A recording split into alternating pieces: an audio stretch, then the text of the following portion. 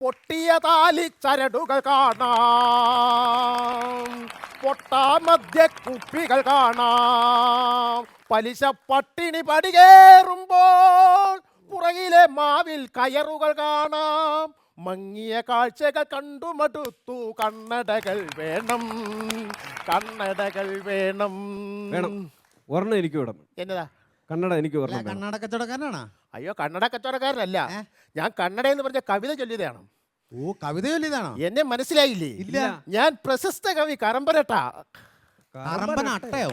കറമ്പൻ അട്ടയല്ല, കറമ്പൻ ഇട്ട. എന്നാ പിന്നെ ചൊറിയമ്പുഴൂന്ന് ഇടാൻ പാടില്ലായിരുന്നോ? ശരി. ഇട്ട. ആ, ആരിട്ട്? അത് ആരെ ഇട്ടാന്ന് അറിയത്തില്ല, ആരെ ഇട്ടതാ ഇട്ട. എന്റെ കവിത നിങ്ങൾ കേട്ടിട്ടില്ലല്ലേ? ഇല്ല ഇല്ല ഇല്ല. എന്റെ പൊന്നു സുഹൃത്തെ, കവിത എഴുതി എഴുതി ഓടക്കുഴൽ അവാർഡ് വരെ മേടിച്ചിട്ടുള്ള ആളാണ് ഞാൻ. ഏത് 1300 പേജുള്ള ഒരു കവിത എഴുതി ഓടക്കുഴൽ അവാർഡ് കരസ്ഥമാക്കിയ പ്രശസ്തരായ കവിയാണ് ഈ കറമ്പനിട്ട. ഓ, അത് ഭയങ്കര മോശമായി പോയിട്ടോ. ആ, 1300 എത്ര? 1300 പേജുള്ള കവിത എഴുതി. പേജുള്ള കവിത എഴുതിയിട്ട് ആ. നിങ്ങൾക്കൊരു ഇത്ര നിങ്ങളുള്ള ഓടക്കുഴലാണോ അവർ തന്നെ? നിങ്ങൾ അപ്പുറം പറ്റിക്കുമല്ലായിരുന്നു? സഹോദരാ, നിങ്ങളൊരു കാര്യം മനസ്സിലാക്കണം. അവാർഡുകൾ കൊടുക്കുന്നത് നമ്മൾ വില മതിക്കരുത്. അതിന്റെ വലിപ്പത്തിലല്ല വില, അതിന്റെ അംഗീകാരത്തിലാണ് വില. ഓ, അങ്ങനെ.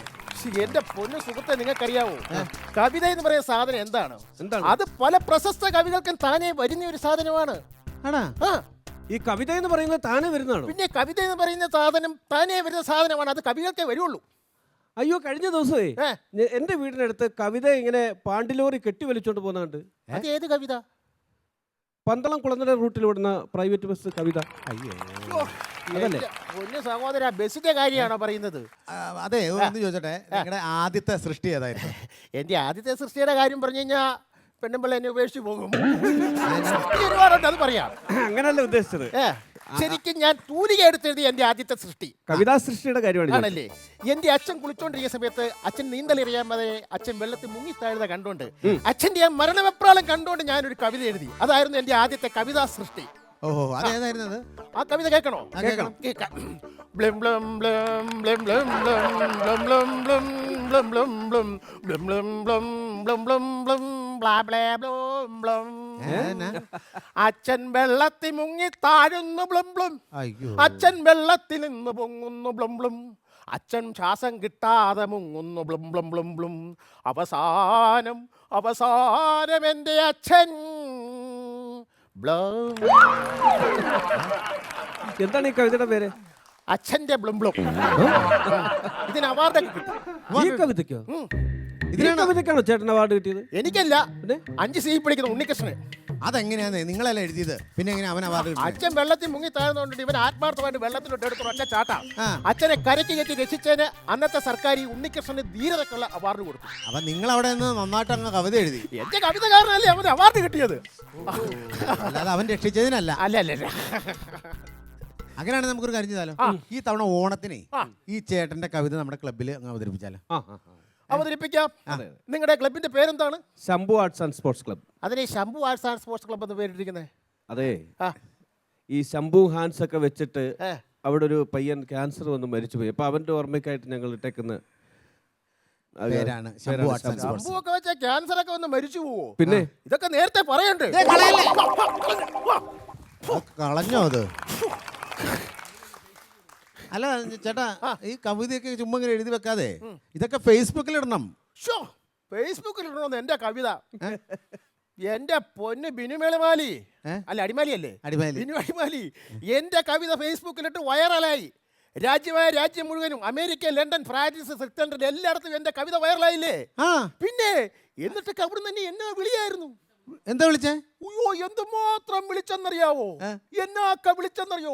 വിളിയോട് വിളിയായിരുന്നു. എന്റെ പൊന്നു ദൈവമേ, എന്നാ വിളിയായിരുന്നു അറിയാവോ? എന്നാ വിളിച്ചത്? തന്തയ്ക്കും തള്ളയ്ക്കും.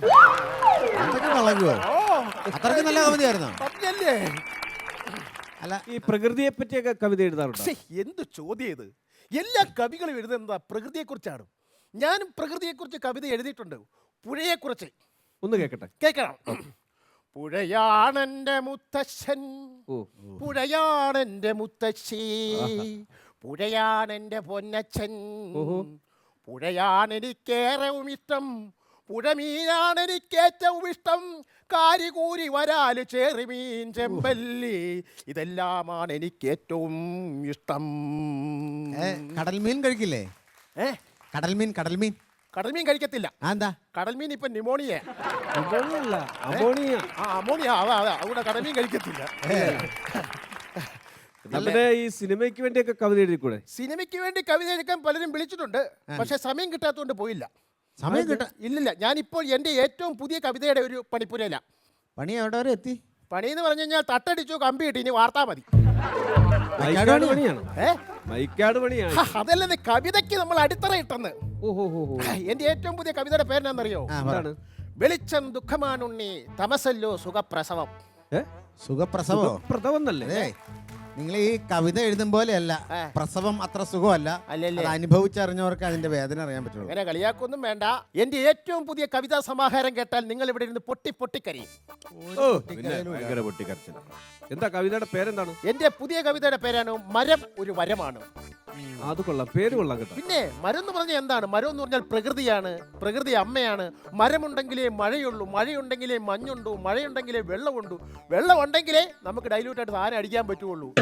പിന്നെ അപ്പൊ മരം എന്ന് പറയുന്നത് അത്രയും വലിയൊരു സംഭവമാണ്. മരം വെച്ച് പിടിപ്പിക്കുക, മരം വളപ്പിക്കുക, മരം വളർത്തുക. നിങ്ങൾക്കറിയാവോ, ഓരോരുത്തരും ഈ മരത്തിന്റെ പൊക്കത്ത് കൊണ്ട് ഫ്ലെക്സ് അടിക്കുമ്പോഴും ആണി അടിക്കുമ്പോഴും എന്റെ നെഞ്ചത്തടിക്കുന്ന പോലെ എനിക്ക് തോന്നുന്നത്. അത്രയ്ക്ക് സ്നേഹമാണ്, അത്ര സ്നേഹമാണ് എനിക്ക് മരത്തിനോട്. നിങ്ങൾ തന്നെ ഒരു മരം മുറിക്കാൻ നേരം നമ്മൾ ചെന്ന് എന്തൊക്കെ അനുവാദങ്ങൾ ചോദിക്കണം എന്നറിയോ?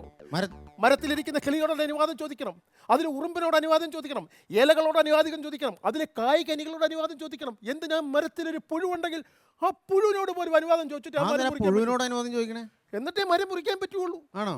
അല്ല, ഈ മരം വെട്ടുമ്പോ പുഴു ഇങ്ങനെ തല്ലിയലിച്ച് വീഴൂല്ലേ? അല്ല, മരം നമ്മളാണ്, പ്രകൃതിയാണ് മരം. ഉണ്ടായിരിക്കട്ടോ. ഇതുപോലൊരു കവി എന്നോട് വന്നു പറഞ്ഞു, മരം വെട്ടുമ്പം ചെന്നിട്ട് അനുവാദം ചോദിക്കണമെന്ന്. എന്നിട്ടോ ഞാനൊരു മരത്തിനോട് അനുവാദം ചോദിച്ചു. മരം മറുപടി തരാത്തതുകൊണ്ട് ഞാനൊരു അരമണിക്കൂർ നിന്ന് അനുവാദം ചോദിച്ചു. എനിക്ക് വട്ടാന്ന് പറഞ്ഞ് പുറകിൽ നിന്ന് ഒന്ന് വായും തപ്പി പിടിച്ച് കയ്യും കാലും കൂട്ടിക്കെട്ടി പ്രാന്താശുപത്രി കൊണ്ട് കറണ്ട് അടിപ്പിക്കാൻ. അറിയോ, നമ്മൾ നമ്മുടെ മനസ്സുകൊണ്ട് മരവുമായിട്ട് ഇടപെടാം, മനസ്സുകൊണ്ട് മരവുമായിട്ട് ഇടപെടാം. ഇപ്പോൾ ഞാൻ മരത്തെക്കുറിച്ച് ഏറ്റവും പുതിയ കവിതാ സമാഹാരം നിങ്ങളെ ഞാൻ കേൾപ്പിക്കാം. നിങ്ങൾ ആ കവിത കേട്ട് പൊട്ടിക്കരയും. കേൾക്കണോ? ഞങ്ങൾ അറിയത്തില്ല. എന്റെ കവിതയുടെ പേരാണ് മരം ഒരു വരം. അത് കുഴപ്പമില്ല.